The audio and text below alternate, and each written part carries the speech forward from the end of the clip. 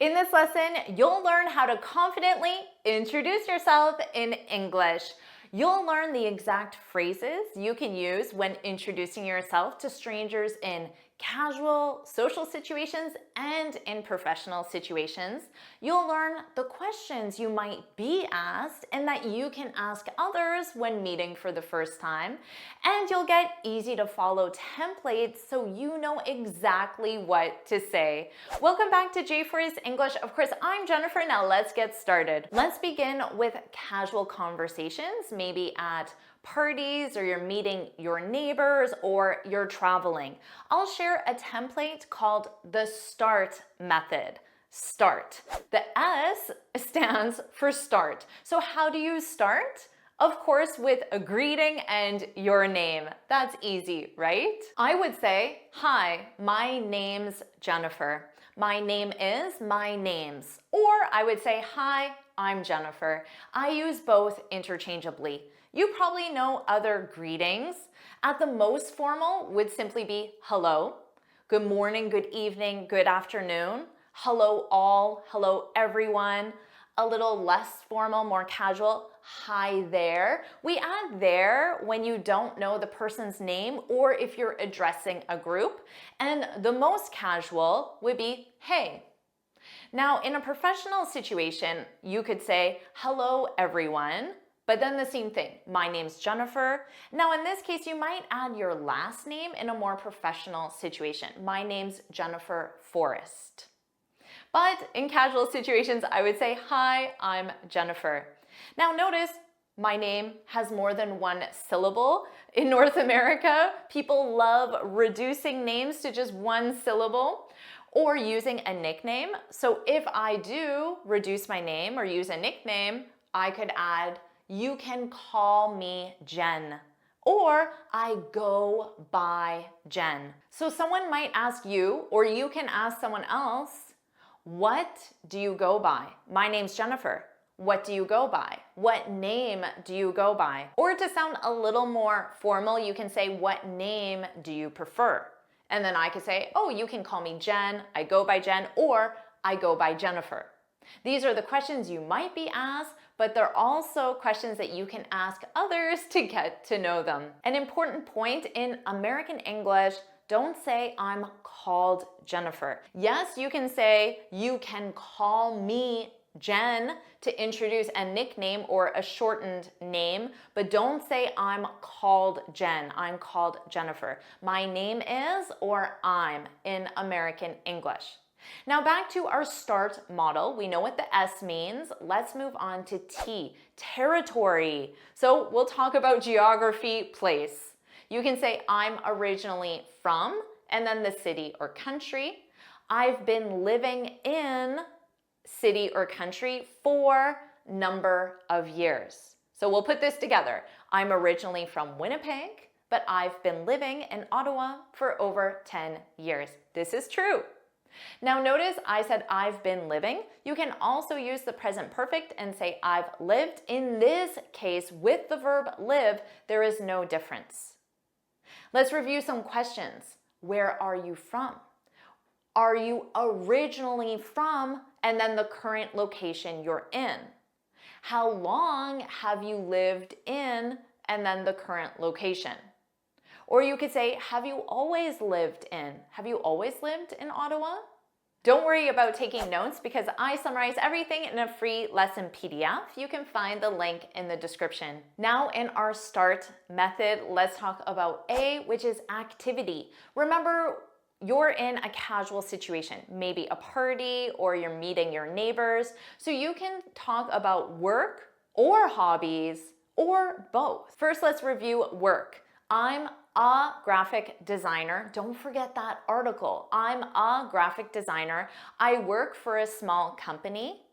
I work in graphic design. So here, in and then the area. Graphic design is the area. You could add on, I specialize in. You need that preposition in and then a gerund. I specialize in creating logos for cosmetic brands. You could also say, I create logos for cosmetic brands. Now, the questions you might be asked or that you can ask someone, what do you do? Students often stare at me when I say, what do you do?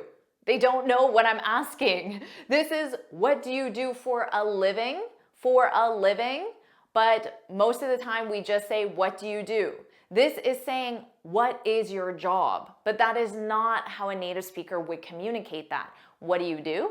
What do you do for a living? Someone could also ask you, what type of work do you do? Or what line of work are you in? They're asking your area of focus. What line of work? I'm a graphic designer, or I'm in graphic design. Now, if you're not currently employed, you can still answer this. If someone asks you, what do you do, or what do you do for a living? You can say, I'm a student. I'm a stay-at-home mom. I'm a homemaker. I'm retired. I'm a graphic designer, but I'm currently between jobs. This means you are unemployed. You could also say, I'm currently exploring career opportunities. Again, unemployed. Or I'm in a career transition. Again, unemployed. It's not common for someone to say in social situations, I'm unemployed or I'm jobless, because that has a very negative sound to it. So we have alternative ways to say the same thing. Let's talk about hobbies. You could say, I'm an avid cyclist. And avid means you cycle a lot. You're passionate about it. I love reading. I spend all my free time, gerund verb, drawing. I'm learning how to play guitar. I just got into yoga. To be into an activity means you enjoy doing that activity. As for the questions, what are your hobbies? What hobbies do you enjoy? How do you spend your free time? What are you into? So again, those are questions you might be asked or that you can ask whoever you're talking to. Now, this is just the point. I'm an avid cyclist. You might want to expand on this. So provide one piece of information. I spend every weekend cycling in the mountains. I'm currently training for a race. Or you can say, I've been cycling for 5 years. So this just gives more information that you can have a conversation on. Instead of a further point, you might provide the reason. I love reading. It's a great way to relax after a busy day designing, gerund verb, designing logos. Or it's so nice to disconnect from screens for a few minutes every day. Let's review our start method again. We are on R. This is your reason for attending wherever you are. The party, the wedding, the anniversary, the dinner, the neighborhood book club, wherever you are, your reason for being there. So let's say you're at an engagement party. A couple is celebrating the fact they're getting married. An engagement party. You might say, I went to school with a happy couple. This is how you know the couple and it's your reason for attending. Or you can say, I work with Rebecca. Steve's my neighbor. Or you could say, I'm here with a friend. So you don't actually know the people. I'm here with a friend. She used to work with Christine. So you might provide how your friend knows the people who are hosting the party or event. As for the questions, how do you know? And then the person or people. How long have you known the person or people? Do you work with Rebecca? So if everyone there works with Rebecca, it might be assumed, or it's just a good guess. Do you work with Rebecca? Or just a very general, what brings you here? This is a polite way of saying, why are you here? Which sounds odd and direct. What brings you here? Now let's review the T in our start method, which stands for turn. This is very important. It means it's the other person's turn to talk. How do you do that? The best way is to end by asking a question. So you could use any of the questions we've already reviewed. So how do you know the person or people? Now, if you are at a wedding related event, you could ask someone, have you bought your dress for the wedding yet? Because you know you're going to the wedding in a future date. Have you bought your dress? So you can ask questions related to the specific event. Or if the person you're talking to has a great relationship with the host, you might ask, do you have any funny stories about Christine? Or have you met Christine's father? Or are you from? And then you can ask about the current location. What do you do? How do you spend your free time? So you can ask any of the questions we've already reviewed. So now let's put our entire answer from the START method together for our introduction. Hi, I'm Jennifer. I'm originally from Winnipeg, but I've been living in Ottawa for over 10 years. I'm an English teacher and I run a YouTube channel and work directly with students in an online training program. In my free time, I love being in nature and going for hikes, walks, and bike rides. It's a nice contrast from spending all day at the computer. Christine and I met in university and we've kept in touch ever since. What about you? How do you know Christine? Keep in mind that this long introduction is probably not the most common in social situations. It's probably more common to share one point and then ask a question, share another point, ask a question, and have more of a dialogue. But let's review a professional situation where it is more common to share a monologue when you introduce yourself, let's say at a meeting, a networking event, or a conference. We'll use the impact framework. The I stands for identity. Who are you? So the same information you already learned. Hi, I'm Jennifer. I'm a graphic designer with over 15 years of experience. So notice with number of years of experience. I specialize in gerund verb, creating stunning logos for cosmetic companies. Now, in a professional situation, it's assumed you will also describe your work when you introduce yourself. That is part of your identity in a professional situation. Now let's move on to M, which stands for motivation. What motivates you to do the work that you do? Why do you do it? So you could say, I've always had a passion for art. And I've been drawing since I was a kid. So this gives you as the audience, as my coworkers, more information about who I am and why I love graphic design. Now, P stands for projects. What are you currently working on? This is very important in a professional situation. I'm currently designing a new logo for one of the world's largest cosmetic brands.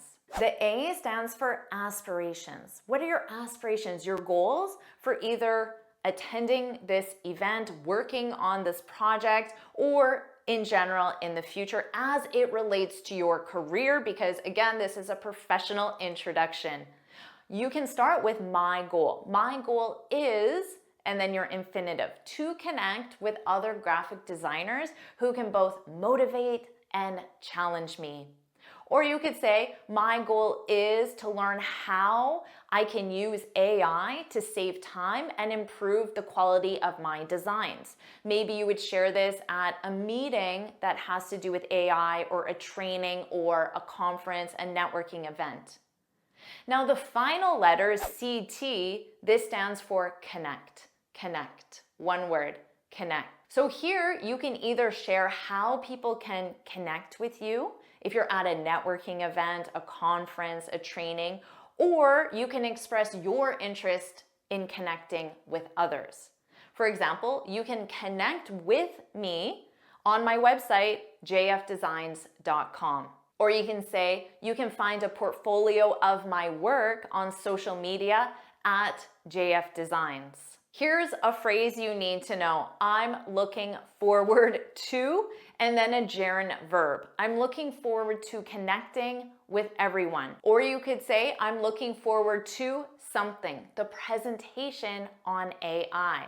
So the expression is to look forward to. So your verb is look. That's what you need to conjugate. Following this, you need a gerund verb or a noun. I conjugated my verb in the present continuous. I'm looking forward to. This is more casual. You can also say, I look forward to the presentation on AI. Here is the present simple, which sounds more formal, but both are commonly used. Now remember, here we're connecting. So you might want to ask someone a question to connect with them more. What about you? What brings you here? Remember that? What brings you here? The same question you can use in social situations. What did you come here to learn if you're at a training or a conference or seminar? Or of course, you can ask a question related to their career. How long have you been a graphic designer? Or what area of graphic design do you focus on or specialize in? Both of those are common. Notice that preposition change. So now let's put all the information from the impact method together. Hi, I'm Jennifer. I'm a graphic designer with over 15 years of experience. I specialize in creating stunning logos for cosmetic companies. I've always had a passion for art and I've been drawing since I was a kid. I'm currently designing a new logo for one of the world's largest cosmetic companies. My goal is to connect with other graphic designers who can both motivate and challenge me. I look forward to connecting with everyone. Now it's your turn. You can download the free lesson PDF so you can write your introduction for casual situations and more professional situations using the START and the impact method. And if you like this lesson, you want me to create another one, put let's go, put let's go in the comments. And of course, make sure you like this lesson, share it with your friends, and subscribe so you're notified every time I post a new lesson. And you can get this free speaking guide where I share 6 tips on how to speak English fluently and confidently. You can click here to download it or look for the link in the description. And here's another lesson that will help you feel confident meeting new people. Watch it right now.